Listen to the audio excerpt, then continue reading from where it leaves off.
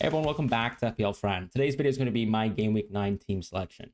As I told you guys last week, I was going to pursue a move of Saka to Son as long as Ange confirmed that Son would be fit and ready to go for the fixture. I ended up making that move. That was the one positive for Game Week 8, but I still somehow ended up with red. And that was mostly because Son's assist was taken away, which I think was fair given that it was deemed an Areola own goal. No complaints about that. We just got to move on. But the team looks really strong for Game Week 9. I know I've been saying this for a while, but for this game week, I do really think that I have close to effectively a free hit team possible, with a couple issues of some players blanking for a couple of weeks now consistently. Outside of that, though, really looking forward to Game Week 9, so this is the team selection. Before we jump into the Game Week 8 review, I'd also like to shout out Fantasy Football Hub.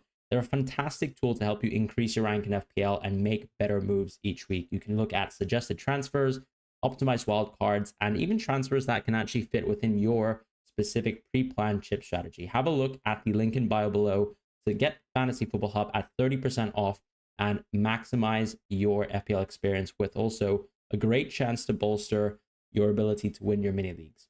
Now, jumping into Game Week 8, I had a pretty average game week compared to the rest of the world, but I do think that amongst quite a few engaged managers, some people who even kept Saka, fortunately, that was a bit of an advantage. The Guardiola goal helped out a lot. The captaincy blank is absolutely not doing anything for me. And I did get the 50-50 call on Dibbling versus Rodgers wrong. I did want to go against Leicester here in a home game for Southampton. Dibbling did play the minutes that I expected, so did Rodgers, and ultimately Rodgers came out ahead. He also benefited from a hugely deflected goal. I think arguably that could have been an own goal, but regardless, Rodgers did great. And I'm already suffering from a lot of points in the bench, as we've seen so far this season. Dunk also the back of the bench, but no regrets really about who I played. I even ended up playing Leif Davis close to the deadline. I just thought that the Arsenal defensive ownership would be above 100%, and I could punt against that with going for someone who had his own good fixture on paper. Both Leif Davis and Gabriel conceded 2 goals. Davis actually had some expected goal involvement there, but nothing really returning for him yet. Flecken doing decently with getting 9 saves for Man United. And other than that, just blanked all around across the field apart from Son, and the Son assist was clearly removed, which is why I ended up with a red arrow.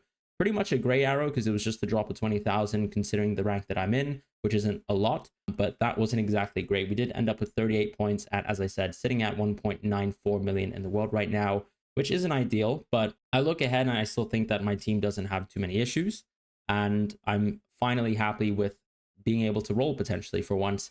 After many game weeks in a row where I've made moves, 2 free transfers, 1 free transfer at a time. Yeah, that's that. So in terms of my Game Week 9 team selection, if we quickly head on to that, before we jump into that though, I'd love to shout out the channel. If you guys have been enjoying the content so far and you've enjoyed some of the insights that I've been able to provide you, like if you've enjoyed the cheat sheet series, if you enjoy any of the content and you want to support me, please feel free to subscribe. It is free. 50% of viewers are currently not subscribed. So if you could actually look at subscribing and you enjoy the content and you're going to come back for more, please feel free to drop a subscribe below. Now, as I said, jumping into Game Week 9 here, we're going to start with defense. And we're going to start with defense here with Rob T's perfectly planned graphics for us. You can have a follow of Rob T on @RobTFPL Twitter.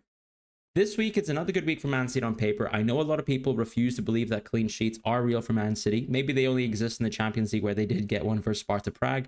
Probably people will mention that Southampton are still better than Sparta Prague. But look, that's that. I don't make the rules here. Clearly, the markets are cognizant that Rodri's not with the team, that Man City defense has clearly dropped off a little bit. But that's really an indication of how poor Southampton is. And I'm sure a lot of people looking at these clean sheet odds will also be looking at the goal scoring odds, where Man City have an extremely high single game goal expectation for this game week. And it's actually exactly the same as it was versus Ipswich at home. So if you guys are looking for a great opportunity to triple captaincy, I really don't think that this is a bad opportunity. As you guys know, I did triple captain a couple weeks ago versus Ipswich, and I did get the hat trick.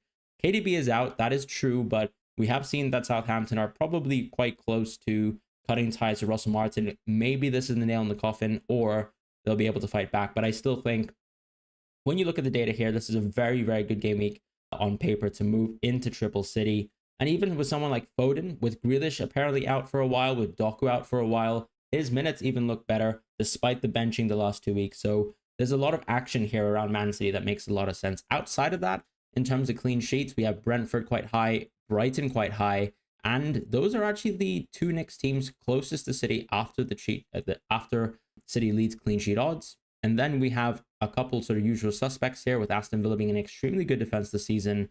Arsenal not too high considering the quality of the game, which makes a lot of sense there against Liverpool. Tottenham also a little bit lower, and then Nottingham Forest as well. So with this game week, I'm going to take the opportunity to play Dunk here. I do think that the clean sheet odds are sort of the edge. I'm not expecting necessarily that Gabriel is going to get a set piece goal. He's obviously capable of doing that. His expected goal per 90 is extremely high, but that obviously is with the sample of this season. I do think that it seems like Saka might be back. Maybe you can think that that's going to be an improvement overall on the set piece advantage as well, given that Saka is a great right-sided taker. Just looking at this, though, I'd still like to take my opportunities with Dunk, with the Brighton clean sheet even being bagged versus Newcastle, so hopefully they can do it again. As far as Brentford, a great opportunity just because it's Ipswich at home. So I've got Fleck in here, who will be my goalkeeper, and he will be paired with a defense of Rico Lewis and Guardiola and Lewis Dunk. I'd just like to speak on Rico Lewis a little bit here for Game Week 9.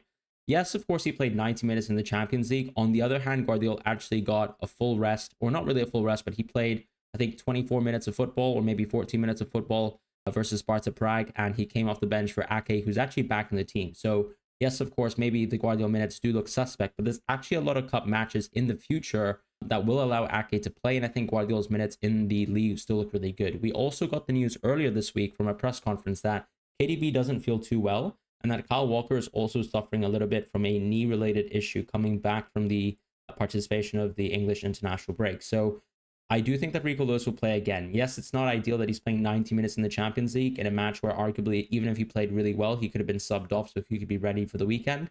But he's a young player, and we've seen Pep time and time talk before about younger players and their ability to play more minutes.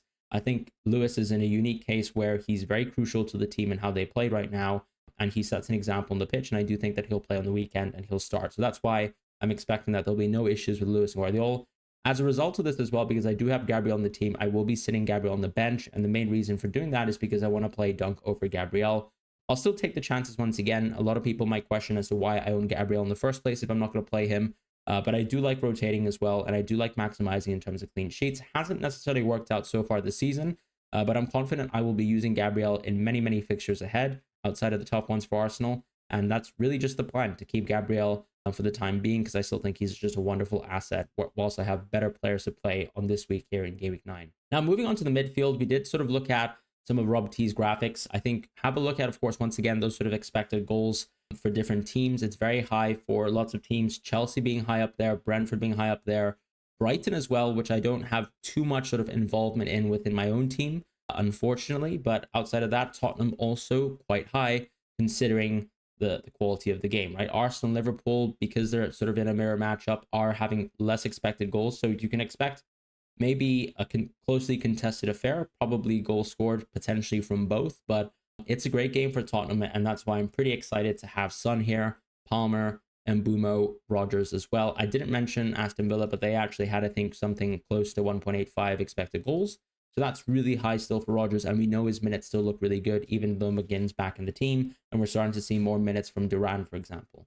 So this week I'm going to be playing Palmer versus Newcastle at home, Son versus Crystal Palace away. And just to speak on Son, a lot of people will be questioning about, you know, what's the issue with Son? And the news so far that we've gotten from Son is that he's actually missed out on training for today. Today being Wednesday, 23rd of October, but it was very clear and made clear by Ange in his press conference that Son is not going to play within the European game. So when I'm actually looking ahead, I'm sure Son will come back to training. He was said to be sore after the weekend game. So it's probably the case where he's getting a little bit more extra rest, but he's more than likely going to be ready to start once again on the weekend. And maybe his minutes will be a little bit managed again, but I can't imagine that Son will be not starting on the weekend. So I really have absolutely no planned moves for Son.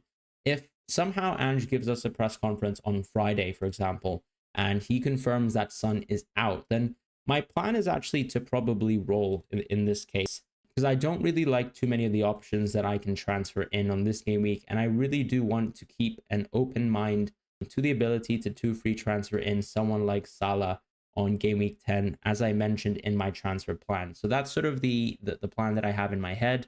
There are options, right? below Son's price point. Even arguably Saka is another pick that I could go to. I just don't really want to pull the trigger on a transfer because I do think that I've got a reasonably strong bench. I have Gabriel coming on if he needs to come on for Son, and that's that. So that's why I'm planning to just hold on to Son. If we get some sort of news that, let's say, Saka is completely ready to play, I don't think that would change my mind either.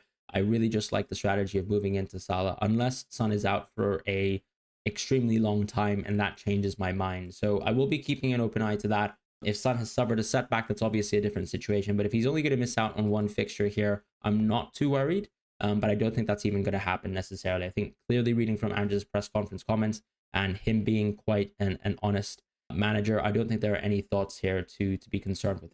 And Mbeumo has a wonderful game. I'm definitely going to slam the vice captaincy on him. I think it's between him and Palmer as a vice captaincy option. I kind of like Mbeumo's vice captain option. I'm not expecting to use a vice captain at all because I think Haaland's fully fit and he came off for O'Reilly, I believe, within the Sparta Prague game. So it seems like he's more than likely fine. Rodgers, as I said, will be playing as well versus Bournemouth at home. So lots of home fixtures for the team, bar Son so far. And then in the front line, I'm actually going to be playing Calvert-Lewin, Solanke, and Haaland. Haaland is clearly going to be the captaincy. As I said earlier in the video, triple captaincy can definitely be considered. We have seen an extremely high expected goal sort of threshold by the markets previously, and that was for the Ipswich game. So this is really an opportunity to take advantage of potentially a great single game week triple captaincy here with Haaland. Much better than last week, as I mentioned, but that's that. Solanke and Calvert-Lewin. I'll save the segment for these two, the big doms in my team, the big doms who do nothing, or at least nothing so far.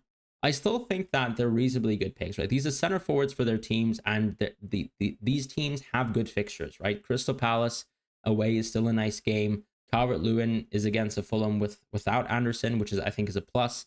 And ultimately, Everton have actually looked like a competent attacking outfit as of late. Calvert-Lewin missed a lot of chances on the weekend. And I do want to talk about finishing skill, how to evaluate someone like Calvert-Lewin. So if you look at the life of his career, he's missed around 20% additional chances per XG that he has compared to most of his peers, right? We do know that Calvert-Lewin is a poor finisher, yes, but it doesn't necessarily mean that he is incapable of scoring. And I think the logic goes both ways, right? He's still capable of overperforming within brief moments in time. He's also clearly capable, as he usually does, of underperforming. The point is, for every XG that Dominic Calvert-Lewin gets, he probably converts 0.8 of it. And as long as he's getting XG, he's still going to be a reasonably good pick and decent option in the game. And that's something that he does benefit from time to time, right? He's already scored 2 goals this season. It's not like he's been completely blanking non-stop and missing all the chances in the world. He's not that bad. And I think that that's an element of finishing that we just need to appreciate. So I think he's still a very, very good pick. And a lot of things like market odds, etc., do take that into account. I wouldn't be so worried about owning Calvert-Lewin. Now, if you have a luxury free transfer and you want to move out of Calvert-Lewin yourself, I think it's perfectly fine to consider other options who've been much more on fire. Similar expected goals per game, maybe even higher when you contextualize the finishing skill in Raul, in Wood. But I'm probably going to hold on to Calvert-Lewin because I do really want to hold my free transfer finally and roll into Game Week 10 where I can make the double free transfer potentially to Salah on Game Week 10. As far as Solanke, I'm just going to give him this entire run of games, which includes that Ipswich at home game. The same way that I'm probably going to give Calvert-Lewin up until that Southampton away game. And after that Southampton away game, I can reassess with both of these players. Probably with Solanke in Game Week 12 when he faces Man City, and maybe a little bit later down the line with Calvert-Lewin, depending on how he's playing. Or, of course, we have options like Raul, Wood around the corner and close to his price point where I can clearly move into them quite easily. So that's going to be my team selection here for Game Week 9. I thought it would be useful to add a bit of context. I'm clearly going to captain Haaland. I'm finally going to roll a free transfer. The plan, as I said, is to make the 2 free transfers in Game Week 10 for Salah as long as he's fit and he's available.